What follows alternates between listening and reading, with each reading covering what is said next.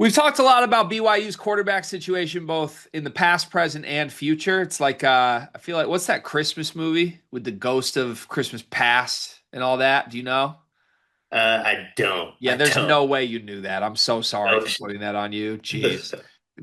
My bad. I gotta know we have an honor code, and our honor code is don't ask Dion what 1940s Christmas movie we're talking about. Anyways, so Jake Retzlaff, former BYU quarterback, very good player, had a stellar debut in his first start at Tulane. Statement victory, looked incredible, looked like Jake Retzlaff. Bear Bachmeier had an incredible debut as a true freshman at BYU, taking Jake Retzlaff's place after he left the program. Big 12 freshman of the week. There's huge upside here. And then the future, the guy you and I like the most, Ryder Lyons, is arguably the number one quarterback in the country, going to be a stud one day, committed to BYU and putting up huge numbers in high school every week. So, anyways, three different eras kind of all simultaneously converging here. And there were some things said by a really trusted source for BYU football that I'm disappointed. I wanted to play a clip from audio wise, but the audio is just a little bit too muffled. It almost sounded like the microphone wasn't picking up the audio on this clip. It was just like the computer audio when it was recorded. So, anyways, we can't play the clip, but I've done my best to transcribe it on my end, and I'll read what was said. We have Brady Poppinga, who was a linebacker that ended up playing in the NFL for the Green Bay Packers, the Rams, and the Cowboys. He played at BYU in college, and I believe he's now a reporter covering BYU football, or at least does this and has access to BYU football quite a bit. I believe he ends up at practice quite a bit, has the ear of BYU football's head coach. So this is a trusted source, is my point. However, I'm laying this out. If this guy says something, it's because he knows things, and you would typically believe anything he says is gospel in BYU football's world. He came to, I believe, an interview with BYU TV Sports Nation this week and had a very bold statement that Bear Bachmeier is an upgrade from Jake Retzlaff at quarterback right now for BYU. And I'm going to read some quotes again. I transcribed these, so I did my best here to read this word for word. Brady said, quote, I feel far more confident with Bear at QB than Jake. Jake was a wild card. You never knew if he was going to underthrow a fade route or throw wildly out to the slot receiver and have it returned for a 98-yard touchdown. The difference is Bear is consistent and efficient. He's big. He can pound the ball. You never see Bear get taken down by a first tackler.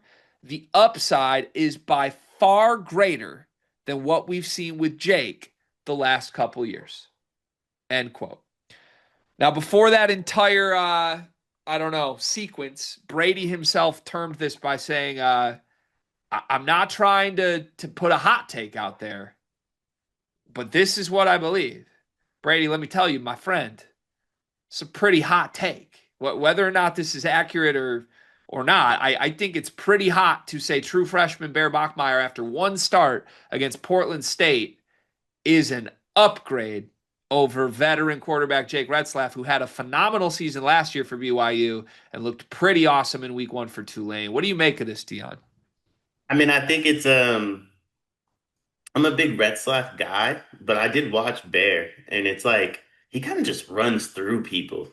And I feel like maybe he isn't an upgrade like per se, just like on paper, but the offense you can run with Bear, I think might be an upgrade over the offense you could run with Jake Retzlaff, where it's like I think you could, you know, I think I disagree with like some of the passing compliments he got, but like he isn't that bad of a passer, right? Like he was at or committed to Stanford. We watched that Stanford quarterback. That Stanford quarterback can't pass. Like that, that's somebody that can't throw the ball. I don't feel that way about Bear. I just don't think he's the most polished passer. So I feel like you can run like a heavy run RPO offense with Bear, and then he could also hit you over the top every once in a while, right? So I think calling him such a big upgrade over Jake Retzlaff at the moment might be a stretch.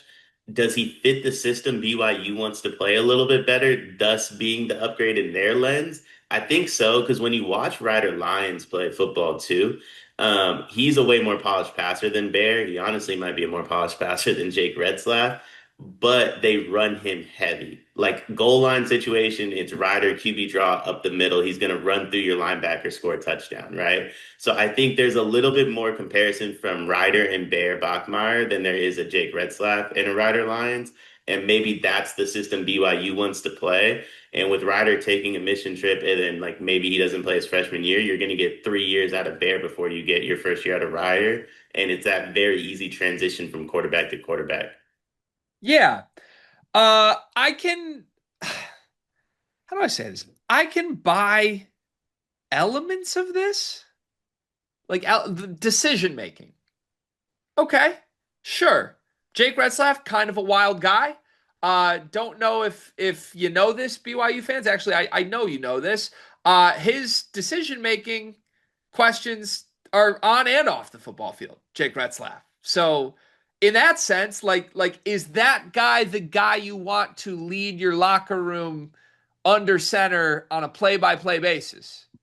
That's what quarterback is, right? You have to be the guy you trust the most.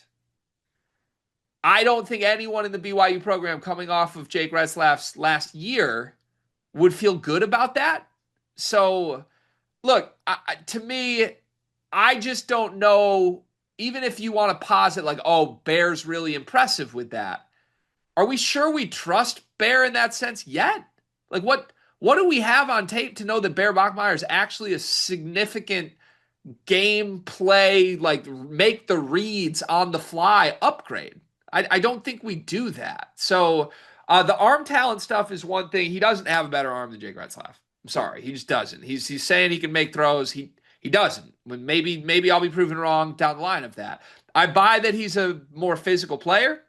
Again, I've kind of joked about this, but I think it's real. I think there's a chance that when Ryder Lyons gets to BYU, they end up using Bear as a skill position player. He's good enough to do that. He has huge athleticism upgrades for really any spot on the football field and is a physical kid. So the opposing coach, Portland State, called him a centaur, right? Like you could put a centaur anywhere. So there are things to like about Bear. Here's where I just stand with this, and you can correct me if I'm wrong or if you feel differently. I'd love to hear it.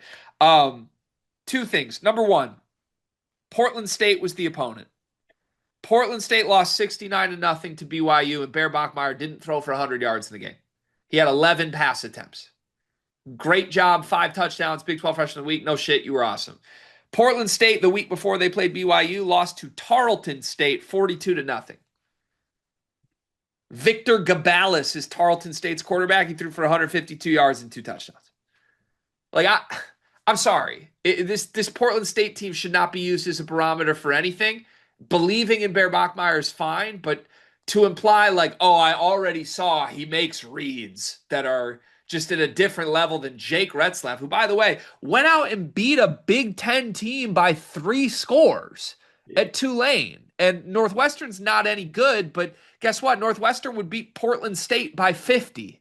So I just don't get it. And then the second side of this, which is honestly the more important side of this for me, this doesn't feel necessary for 2 different reasons. Even if it's true, number one, I don't think we want to put more pressure on Bear. He's an 18-year-old kid who's been thrust into a spot no one expected him to be thrust into, and he's handling it incredibly well thus far.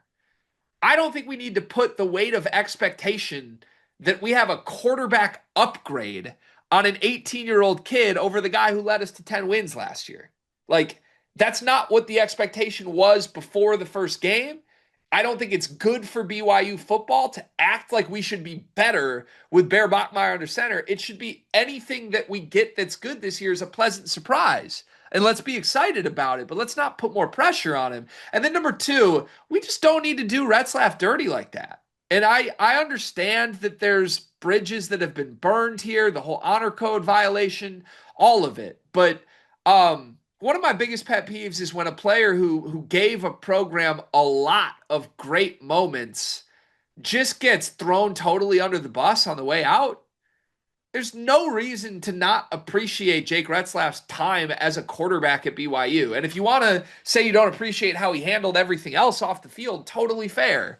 But to me, to just suddenly downplay the special quarterback that he is, as if Jake Retzlaff would not have automatically been the starter on this team, like, come on. This wouldn't have been a competition if not for all the crazy stuff that happened. And to be completely real, what would have been best for Bear Bachmeier's development would have been learning from Jake Retzlaff for a year. And then let's see him open up next year. So I just feel like they're doing a great quarterback dirty who put a lot of great games under his belt for BYU. And it's unnecessary, in my opinion. Even if it is true, I think it's kind of nasty business to do that. I agree. The only thing I'd say is I don't know if it would have been best for Bears development to sit behind Jake Retzlaff. Because if you do that, Ryder might just be like, hey, you know what, big dog, I've decided to show up. And then Bear doesn't even get an opportunity. You know what I mean? So, like, That's I fair. think in a weird way, like, I mean, what you're saying is absolutely correct. It's always the best opportunity for you to sit behind the more polished passer and watch him play. But because of what's on the way, that's the only reason I'm like, it might be best for him that he just gets to play. But it does feel weird. There's no reason for the comparisons. I've said this, I think I said this when we did like the Bear Bachmeier's like announced as starter video. To me, it feels like BYU is just throwing him to the wolves and they don't really care because their biggest dog is on the way one day. And so it just feels like they continuously just like kind of throw this kid to the wolves and like let's see if he survives. And if he survives, that's great. We have a phenomenal quarterback for the next 2 years before Ryder shows up. If he doesn't survive, well, we're fine. Who's going to fire us when we have Ryder on the way? Like That's I they're mean, kind of the other cold. thing is, I don't think they have a choice, right? Like, who else are they going to play at quarterback?